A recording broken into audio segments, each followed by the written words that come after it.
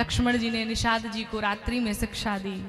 कहा ये ब्रह्म है, इनके पांव से ही गंगा जी निकली हुई हैं, इनके चरणों से ही गंगा जी निकली हुई हैं। और इस बात को वहीं पर केवट भैया पहरा दे रहे थे, सुन लिया, अरे ये भगवान है और इनके चरणों से गंगा निकली है, क्या किया जाए, किस प्रकार से इनकी सेवा की जाए, समय नहीं है।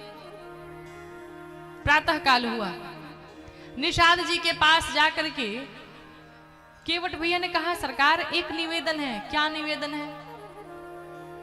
कहा निवेदन यही है कि आज इस गंगा मैया के घाट पर हमारे अलावा कोई दूसरा मल्लाह नहीं आना चाहिए। कहा ऐसा ही होगा। इधर भगवान राम प्रातः काल होते ही गंगा मैया में स्नान करके वट का दूध मंगवाया और वट का दूध मंगवा करके अपनी जटाओं को बांधा है। राम जी लक्ष्मण जी ने, राम जी ने आर्य सुमंत जी को समझाया, सुमंत जी ने राम जी से निवेदन किया, लक्ष्मण जी से निवेदन किया, श्री जानकी जी से निवेदन किया, कोई नहीं माना। अंत में भगवान राम ने आर्य सुमंत जी को विदा किया। विदा करके अब वहां से गंगा मैया के तट पे पहुंचे। गंगा मैया के तट पर जाकर के भगवान खड़े हुए, लेकिन यहां पर भगवान राम ने लक्ष्मण जी से कहा लक्ष्मण यहां तुम्हें कुछ नहीं बोलना है, यहां का सब हम हैंडल करेंगे। क्योंकि भगवान राम जानते हैं कि केवट भैया ऐसे ऐसे शब्दों का प्रयोग करने वाले जिसे लक्ष्मण को बहुत क्रोध आएगा, इसलिए कहा कि मुझे निपटने दो। अब केवट भैया के पास पहुंचे भगवान, गंगा मैया के तट पर जाकर के खड़े हो गए। नदी के बीच में नाव लगा करके केवट भैया ने रखी थी। जानते हैं क्यों? केवट भैया ने सोचा अगर कहीं किनारे नाव लगी रही और भगवान आकर के तुरंत बैठ गए, कहे भाई चलो आगे लेके बढ़ो, फिर अब क्या करूंगा, उतार नहीं पाऊंगा, इसलिए किनारे लेके नहीं खड़ा रहूंगा। नदी के मध्य में नाव लेकर के खड़े हुए और अपना मुख पीछे की तरफ, भगवान इधर खड़े, केवट भैया का चेहरा उधर है। भगवान राम पहुंचे और जाकर के कहते ओ केवट भैया, अरे जरा नाव इधर लेकर आओ। कि मांगी नाव न केवट आना, कहीं तुम्हार मरम में जाना।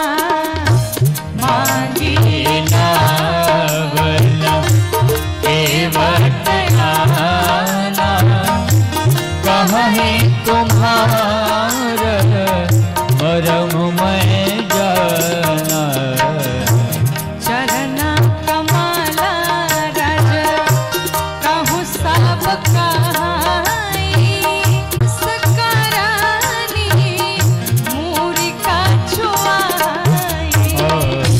चरण कमल रज कहूँ सब कहानी, मानो से करने मोरी कछु आहे।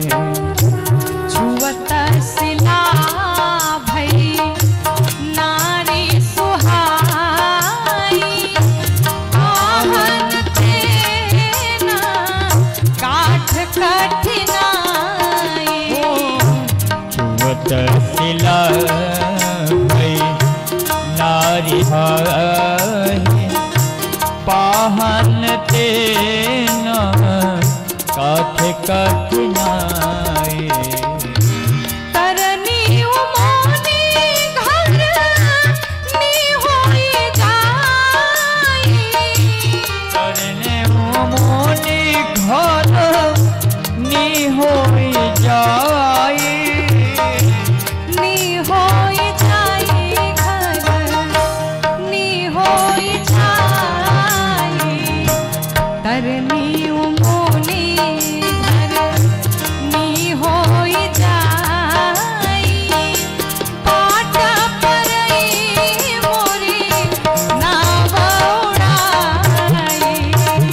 करने मोनी घर नी होई जाई। घाटे पर मोरी नाव उड़ाए।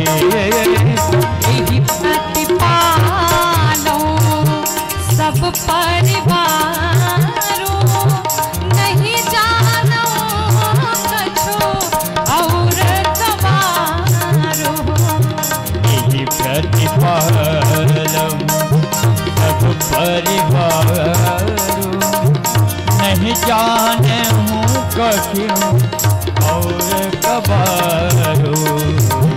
जो प्रभु पार अवश्य गाचा हो, मोहि पद पदों पखारन कहो। जो प्रभु पार अवश्य गाचा हो, मोहि पद पदों पखारन कहो। मोहि पद पदों पखारन कहो। मोहि पद पदों पखारन कहो। भगवान ने क्या कहा? मांगी नाव न केवट आना। इस चौपाई को दो तरीके से बोला जा सकता है। अगर आप कहें कि मांगी नाव न केवट आना, अर्थात भगवान ने नाव मांगी और केवट नहीं आए।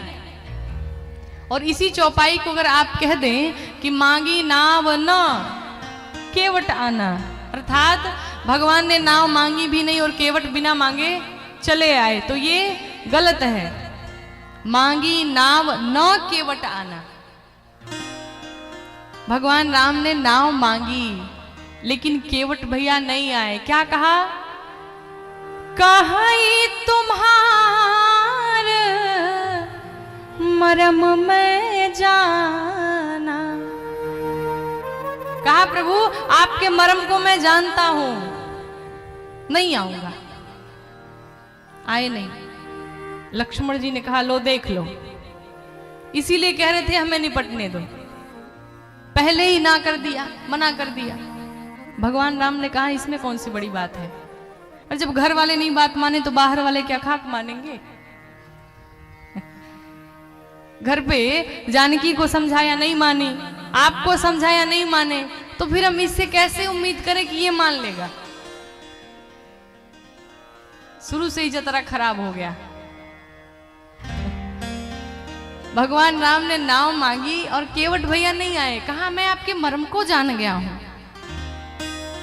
लक्ष्मण जी सोचने लगे अच्छा बचपन से हम इनके साथ हैं और इनके मर्म को आज तक हम नहीं जान पाए, और आज का आया हुआ केवट कहता है आपके मर्म को जान गया हूं। क्या जान गए हो? कहा मैं जानता हूं आप वही है ना जिनके पांव में कोई बूटी लगी है और उस बूटी के स्पर्श से पत्थर की शिलानारी बन जाती है। आप वही है ना। भगवान मौन है, कुछ बोलते नहीं। केवट भैया ने कहा सरकार मैं आपके मर्म को जानता हूं, मैं जान गया हूं, लेकिन जब तक मैं उस बूटी को निकालूंगा नहीं तब तक आपको पार नहीं करूंगा, नहीं पार करूंगा।